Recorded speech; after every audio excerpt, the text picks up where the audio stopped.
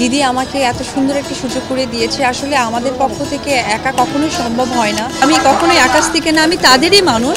আসলে আমাদের সুযোগটা হয়ে ওঠে না তাদের কাছে আসার।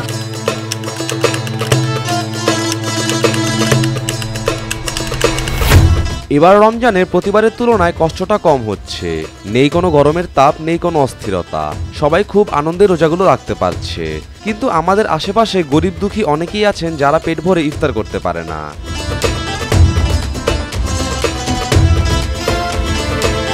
এবার চিত্রনায়িকা শবনম বুবলিকে দেখা যায় নিজ উদ্যোগে গরিবদের তিনি ইফতার বিতরণ করছেন। ভালো ভালো খাবার যাতে তারা একবেলা খেতে পারে সেই ব্যবস্থাই করেছেন এই অভিনেত্রী।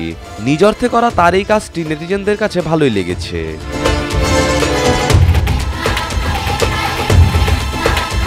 গত বছর ভক্তরা এরকম একটি দৃশ্য দেখেছিল অপু বিশ্বাসকে নিয়ে, যেখানে অপু বিশ্বাস গরিব দুস্থ লোকদের নিয়ে একবেলা ভালো ইফতারের আয়োজন করেছিলেন। অপু বিশ্বাস হিন্দু হলেও তিনি রোজাদারদের সাথে ইফতার করেন এবং তাদের বিভিন্নভাবে সাহায্য সহযোগিতা করেন।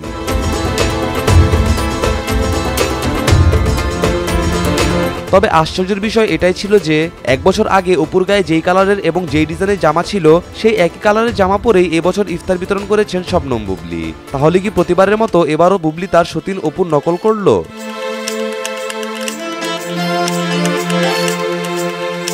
এ নিয়ে সামাজিক যোগাযোগ মাধ্যমে তর্ক বিতর্ক চলছে এই দুই নায়িকার ভক্তদের মধ্যে। তবে যে যাকেই নকল করুক না কেন, তাদের উদ্দেশ্যটা ভালো ছিল।